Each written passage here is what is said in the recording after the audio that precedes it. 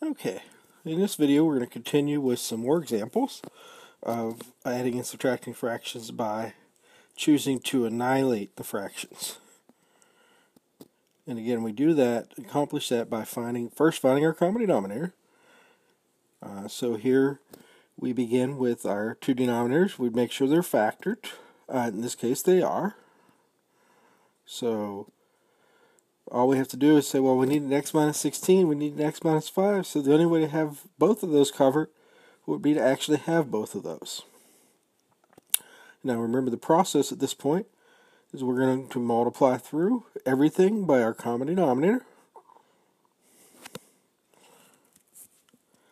So we take our x minus 16 and x minus 5 times everything. And then we can do some simplifying. So in the first case, an x minus 16 will go away. That would leave me with a 2x times x minus 5.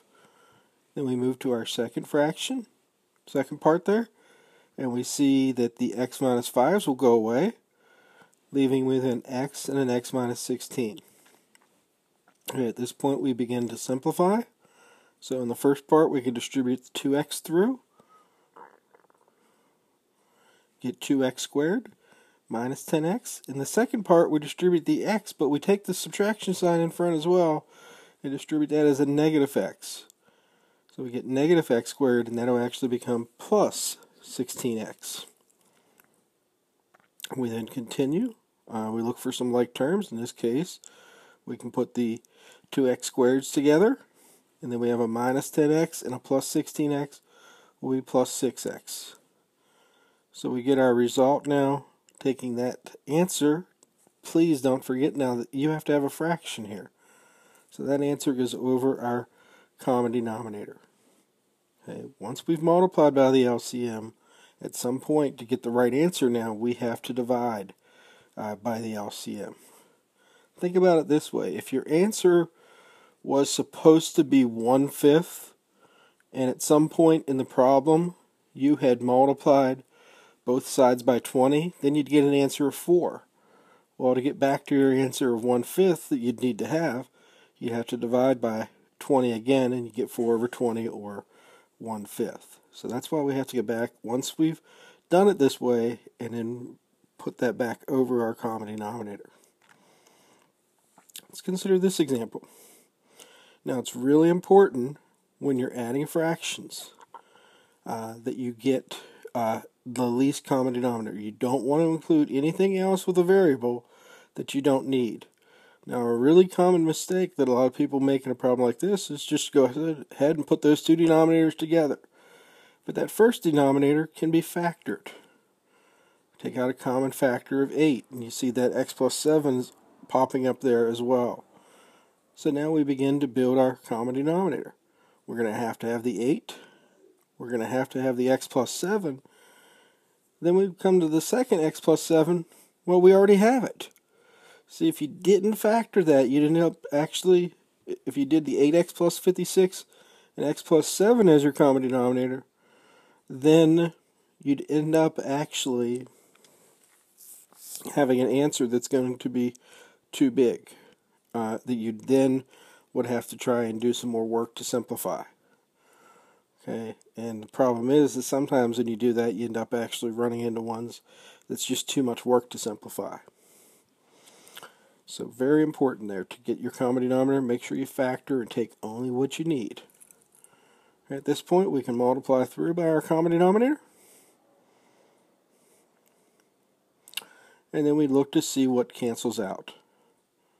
So in the first part, we can cancel out both the 8 and the x plus 7, leaving us only with a 9x. In the second part, we can cancel out the x plus 7s, leaving us with an 8 and an x minus 1. And then we can go ahead and simplify. The negative sign on the 8 there will distribute, make that minus 8x, and make that plus 8. Combining like terms, we get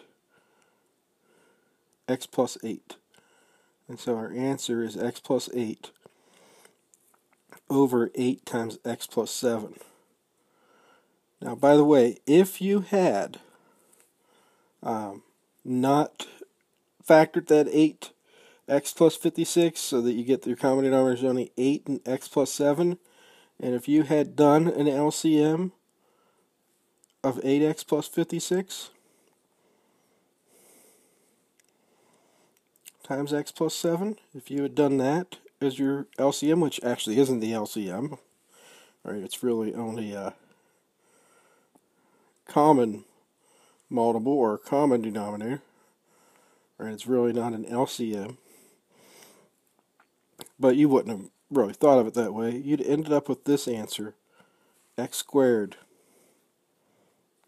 plus 15x plus 56 over 8x plus 56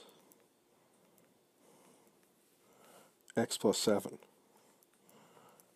And if you had done that, then this actually would factor and eventually simplify to that.